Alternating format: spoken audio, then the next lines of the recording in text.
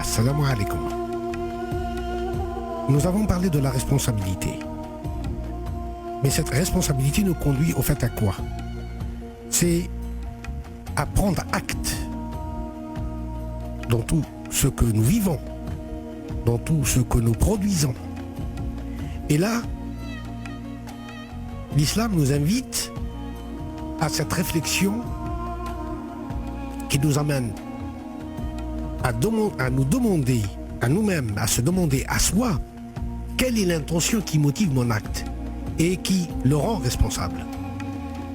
Ainsi, la tradition musulmane, avant même de formaliser l'acte, de l'extérioriser, de lui donner une forme visible, soit par la parole, soit par le geste, soit par toute forme d'acte qui,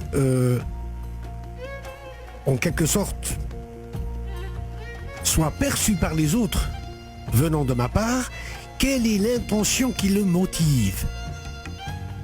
An-Niyya, comme on l'appelle en termes islamiques, en termes arabes, An-Niyya, l'intention.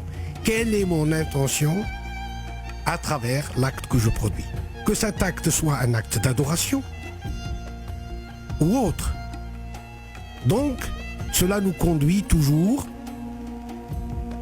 à cette perception de regarder l'intention qui anime et motive toute l'action que nous menons dans la vie.